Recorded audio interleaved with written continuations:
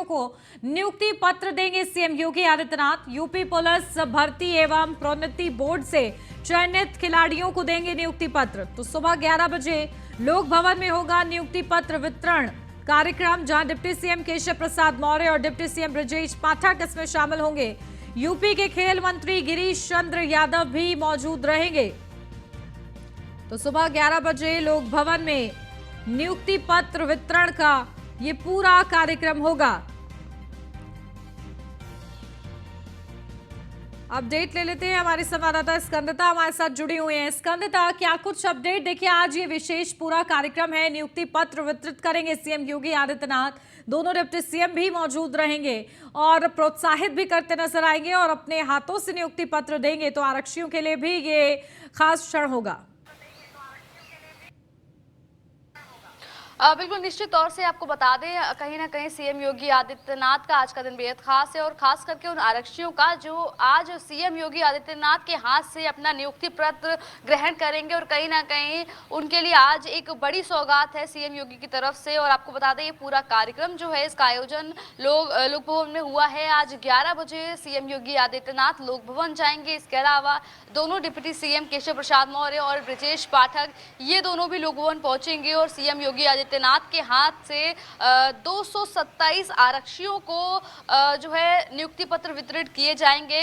और आपको बता दें, जो कुशल चयनित खिलाड़ी हैं, जो कुशल खिलाड़ी कोटे से जो आरक्षी चयनित हुए हैं, उनको ये नियुक्ति पत्र बांटे जा रहे हैं। यूपी पुलिस भर्ती और प्रोन्नति बोर्ड से जो चयनित हुए हैं खिलाड़ी, उनके लिए दिन बेहद खास है, उनको नियुक्ति पत्र बांटे जा रहे हैं। इसके अलावा आपको बता दें, खेल मंत्री गिरीश चंद्र यादव भी इस पूरे कार्यक्रम का हिस्सा रहने वाले हैं और सीएम योगी आदित्यनाथ सभी 227 आरक्षियों को नियुक्ति पत्र देने के साथ साथ उनको प्रोत्साहित भी करेंगे, उनको सम्मान की किस तरीके से उन्होंने अपने जीवन में मेहनत की और अब जब वो नियुक्ति पत्र ले रहे हैं तो किस तरीके से वो आगे अपने भविष्य में आगे बढ़े, किस तरीके से एक उज्जवल भविष्य की उनके लिए कामना, तमाम चीजें सीएम योगी आदित्यनाथ जब भी वो नियुक्ति पत्र बांटते हैं या कोई सौगात देते हैं, हमेशा से वो लोगों को अपना एक भाषण उनका रहता है जिसमें वो कहीं ना कहीं प्रोत्साहन करते हुए नजर आते हैं, खिलाड़ियों का मनोबल बढ़ाते हुए नजर आते हैं। तो आज देखना होगा कि आज का कार्यक्रम कितना खास रहता है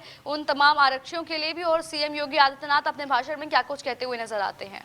बिल्कुल, तो देखिए ये कार्यक्रम भी विशेष रहने वाला है। ठीक है स्कंदता, इस पर भी नजर रखिएगा। बहुत शुक्रिया आपका तमाम जानकारी के लिए। प्रधानमंत्री नरेंद्र मोदी वाराणसी को सौगात देने पहुंचे और भारी बारिश के बीच जब प्रधानमंत्री नरेंद्र मोदी वाराणसी पहुंचे और जनसमूह को देखा तो बोले कि जय भी बनारस आई तक खुश होके ही जाई। वाराणसी पहुंचकर उन्होंने विभिन्न योजनाओं के लाभार्थियों से मुलाकात की। इसके बाद एक जनसभा में लाभार्थियों को इन योजनाओं के तहत चेक, आयुष्मान कार्ड और प्रधानमंत्री आवास योजना के घरों की चाबियां बांटी। इस दौरान संबोधित करते हुए प्रधानमंत्री नरेंद्र मोदी बोले, काशी में आजकल रौनक ज्यादा हो रही है, देश दुनिया से लोग बाबा को जल चढ़ाने आ रहे हैं। इस सावन 2 महीने का है तो रिकॉर्ड भक्त आएंगे, लेकिन इसके बाद भी मुझे कोई चिंता नहीं है। जय भी बनारस आई तो खुश होके ही जाई। नरेंद्र मोदी ने सबसे पहले बटन दबाकर करोड़ों की योजनाओं का लोकार्पण किया। इसके बाद स्वनिधि योजना के लाभार्थियों को 50-50 हजार के चेक बांटे। प्रधानमंत्री ने प्रधानमंत्री आवास योजना के तहत चाबियां बांटी और आयुष्मान कार्ड का भी वितरण किया है। जो भी बनारस आई तो खुश होकर ही जाई। आज काशी सहित उत्तर प्रदेश को लगभग 12,000 करोड़ रुपए की परियोजनाओं का उपहार मिला है।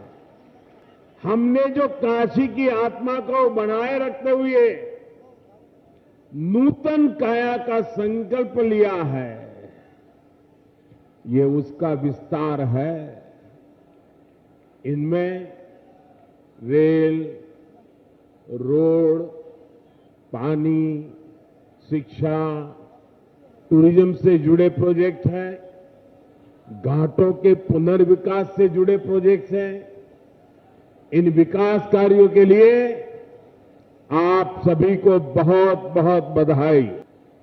पहले की सरकारों से लोगों की सबसे बड़ी शिकायत ये थी कि वो योजनाएं एयर कंडीशन कमरों में बैठ करके बनाती थी, जमीन पर इन योजनाओं का क्या असर हो रहा है, ये तब की सरकारों को पता ही नहीं चलता था। लेकिन भाजपा सरकार ने लाभार्थियों से बात की, संवाद की, मुलाकात की, एक नई परंपरा शुरू की है। यानी बेनिफिट भी डायरेक्ट और फीडबैक भी डायरेक्ट। इसका फायदा ये हुआ कि हर सरकारी विभाग, हर अफसर अपनी जिम्मेदारी निभाने लगे। अब किसी के लिए गुणा गणित का कोई चांस ही नहीं बचा है। साथियों, जिन दलों ने अतीत में भ्रष्ट और नाकाम सरकारें चलाई, वे आज लाभार्थी का नाम सुनकर तिलमिला जाते हैं। आपने देखा होगा काशी विश्वनाथ धाम आज दुनिया को अपनी ओर आकर्षित कर रहा है। आपने देखा होगा काशी के मंदिर और काशी के घाटों के नए स्वरूप को, और जैसे काशी सज धज रही है, G20 के सम्मेलन को भी नजदीक से काशी ने महसूस किया है। आजादी के अमृत महोत्सव वर्ष में भारत G20 समूह की अध्यक्षता आदरणीय प्रधानमंत्री जी के नेतृत्व में कर रहा है, तो संघाई सहयोग परिषद की ओर से 22-23 में काशी को सांस्कृतिक राजधानी के रूप में मान्यता देकर के काशी में उस सम्मेलन की अद्भुत छटा भी हम सब ने देखी है। काशी अपनी पुरातन काया के साथ साथ नए कलेवर के रूप में आगे बढ़ने का कार्य कर रही है। 9 वर्षों में आपने देखा होगा दुनिया के अंदर देश के अलग अलग क्षेत्रों में, चाहे वह इंफ्रास्ट्रक्चर का हो, बाह्य सुरक्षा का हो, आंतरिक सुरक्षा का हो, या गरीब कल्याण का हो, विरासत और आस्था के सम्मान का हो, हर एक मोर्चे पर भारत ने एक नई सफलता की नई कहानी गढ़ी है। आज भारत के बारे में दुनिया का दृष्टिकोण बदला है। आज उत्तर प्रदेश के बारे में आदरणीय प्रधानमंत्री जी के नेतृत्व और मार्गदर्शन के कारण भारत और दुनिया की धारणा बदली है, और काशी के बारे में भी लोगों की धारणाएं बदली है। काशी जिस आस्था के लिए भारत तरसता था, आज उसका मूर्त रूप काशी में काशी विश्वनाथ धाम के रूप में हम। लखनऊ से अब खबर, संदिग्ध आतंकी आज से एटीएस की कस्टडी रिमांड में रहेंगे। संदिग्ध आतंकी रिजवान और सद्दाम शेख रिमांड पर रहेंगे। आज से 14 दिन तक एटीएस की कस्टडी रिमांड में रहेंगे। कस्टडी रिमांड के दौरान दोनों के नेटवर्क का खुलासा होगा। सोशल मीडिया पर आतंकी संगठनों का प्रोपोगेंडा चलाने का आरोप है। पीएफआई से जुड़े मुनीर की एटीएस को 10 दिन की रिमांड मिली है, तो आतंकी की रिमांड एटीएस के हाथ रहेगी और इस दौरान कई महत्वपूर्ण मुद्दों को लेकर पूछताछ हो पाएगी, जहां नेटवर्क का पता लगाने का प्रयास भी एटीएस की तरफ से किया जाएगा। लखनऊ से अगली खबर, यूपी एटीएस को मिली बड़ी सफलता। आईएसआईएस की विचारधारा से जुड़ा कट्टरपंथी आतंकी गिरफ्तार हुआ है। गोरखपुर का संदिग्ध आईएसआईएस की विचारधारा से प्रेरित था मोहम्मद तारिक अतहर को गिरफ्तार किया गया है। तो एटीएस ने पहले नोटिस देकर पूछताछ के लिए बुलाया था अतहर को, जहां पूछताछ के दौरान अतहर की विचारधारा सामने आई। आईएसआईएस की बंदूकें आईएसआईएस से जुड़ने के लिए प्रेरित करती हैं, अतहर का ये कहना। जहां अबू बकर अल बगदादी की वीडियो से प्रेरणा लेता था। हिंदुस्तान में शरिया कानून लागू कराना चाहता है आतंकी।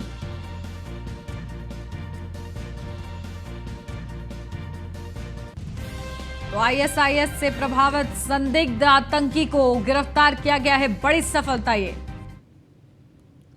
तो लखनऊ से सूत्रों के हवाले से बड़ी खबर, जहां हजरतगंज मेट्रो स्टेशन को बम से उड़ाने की धमकी के बाद पुलिस प्रशासन अलर्ट हुआ है।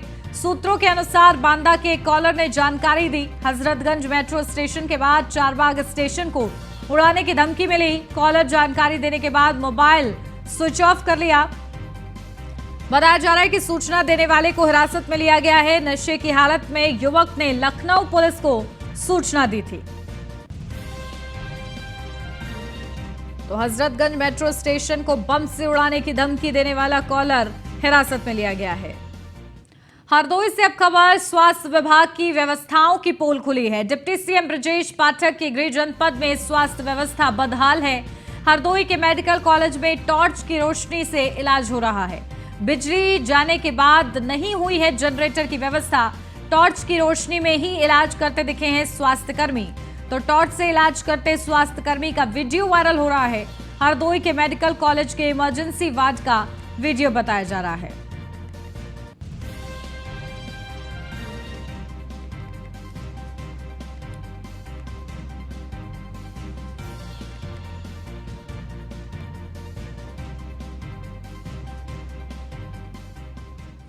हापुड़ के बंसल बीकानेर पर लगे गंभीर आरोप। कॉकरोच वाला घेवर खिलाने के आरोप लगे हैं। मिठाई की आड़ में सेहत के साथ खिलवाड़ हो रहा है, इसके आरोप लगे हैं। तो बंसल बीकानेर में ग्राहकों ने जमकर हंगामा किया है। घेवर में कॉकरोच निकलने पर बंसल बीकानेर में हंगामा। जहां घेवर में कॉकरोच की सूचना पर हरकत में आया है खाद्य विभाग। खाद्य अधिकारियों की टीम ने बंसल बीकानेर में सैंपल लिए हैं। बंसल बीकानेर के मालिक ने आरोपों को बताया है निराधार। हापुड़ के तहसील चौपले पर स्थित है बंसल बीकानेर।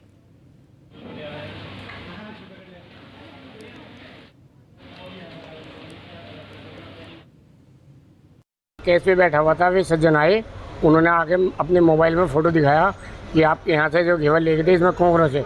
ना वे डब्बा लाए, ना घेवर लाए, ना कुछ लाए। और दिखाने के बाद में बदतमीज़ से बोलने लगे, मारने के लिए चढ़े हमारे ऊपर और अंदर केस में यहाँ घुसाए। फिर क्या हुआ उसके बाद? फिर उसके बाद में बैठ गए, बाद में सॉरी बोला और फिर बाद में 1 किलो का डब्बा लेके और गए घेवर का यहाँ से। एक डिब्बा आपने दे दिया वापस? जी। दूसरा डिब्बा दिया घेवर के लिए? हाँ जी। पहले जो घेवर गया था उसमें कॉकरोच निकला था? वे बता रहे हैं, वहाँ यहाँ लेके कुछ नहीं आया हमारे पास। अच्छा, आप अपनी मिठाई की शुद्धता को लेकर क्या कहेंगे? हमारे यहाँ मिठाई की क्वालिटी नंबर 1 है। हम पूरा ध्यान देते हैं क्वालिटी पे। अगर इस तरीके का किसी ने आरोप लगाया तो वो सही है गलत है? वो आरोप हमारी नज़र में गलत है। अच्छा, बताया जाता है कि आपका जो ये प्रतिष्ठान है उसकी फायर और एनओसी भी नहीं है?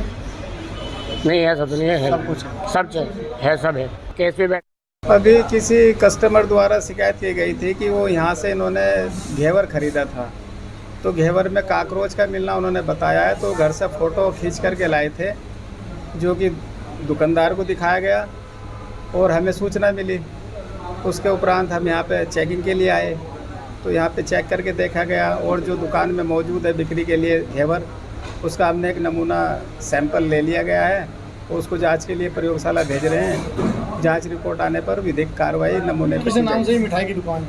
ये बंसल बीकानेर स्वीट्स। कब तक जांच रिपोर्ट आएगी और क्या कार्रवाई होगी? जैसे भी जांच रिपोर्ट में कुछ समय लगता है और रिपोर्ट आने पर जो भी एक्ट के मुताबिक कार्रवाई सुनिश्चित की जाएगी। उन्नाव से चौंकाने वाला मामला सामने आया है। नेतुआ प्राथमिक विद्यालय से ये पूरा मामला है। हिंदू छात्र छात्राओं को बांटी गई है उर्दू की किताबें। परिजनों के विरोध के बाद हिंदू जागरण मंच सामने आया। हिंदू जागरण मंच के प्रांतीय मंत्री विमल द्विवेदी ने बीएसए को सौंपा है पत्र। बीएसए ने जांच के लिए टीम का गठन किया है। उर्मिला यादव ने सभी बच्चों को उर्दू किताबें बंटवाई हैं। नेतुआ प्राथमिक विद्यालय का पूरा मामला बताया जा रहा है।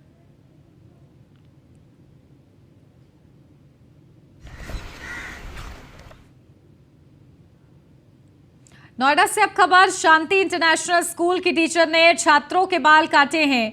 पनिशमेंट देने के तौर पर छात्रों के बाल काटे गए। स्कूल की टीचर ने 10 से 12 साल के बच्चों के बाल काटे हैं। अभिभावकों ने स्कूल के खिलाफ रोष व्यक्त किया है। छात्रों के परिजनों की शिकायत पर टीचर की कार्रवाई। जहां शिकायत पर स्कूल प्रबंधन ने टीचर को स्कूल से निकाला है। थाना एक्सप्रेसवे के शांति इंटरनेशनल स्कूल का पूरा मामला है।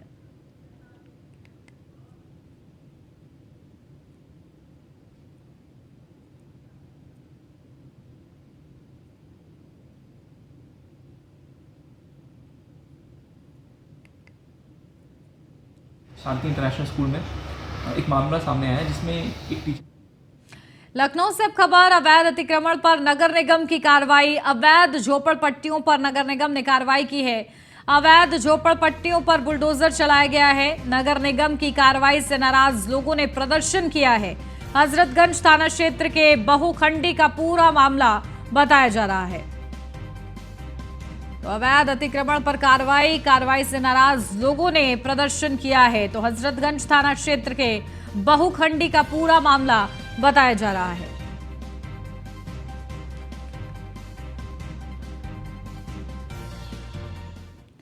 ग्रेटर नोएडा से अब खबर, एसटीएफ का बड़ा खुलासा। फर्जी आधार और पैन कार्ड पर रह रहे 2 चीनी नागरिक।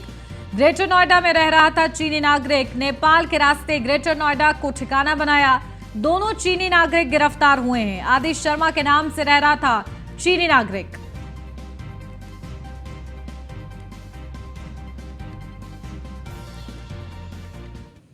ग्रेटर नोएडा में घरेलू कलह के चलते पति ने अपनी पत्नी पर जानलेवा हमला किया और चेहरे पर वार कर गंभीर रूप से घायल कर दिया। वहीं मौके से आरोपी पति फरार हो गया। फिलहाल पत्नी को अस्पताल में भर्ती कराया गया है। पुलिस ने आरोपी को गिरफ्तार कर लिया है। आगे की कार्रवाई जारी है।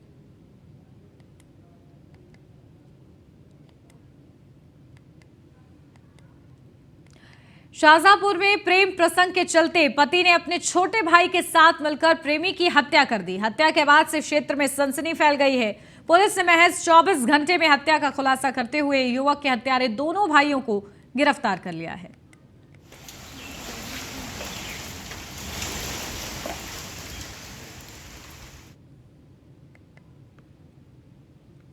और इसी के साथ इस बुलेटिन में बस इतना ही। खबरों का सिलसिला आगे भी जारी रहेगा। आप बने रहिए न्यूज़ 1 इंडिया के साथ।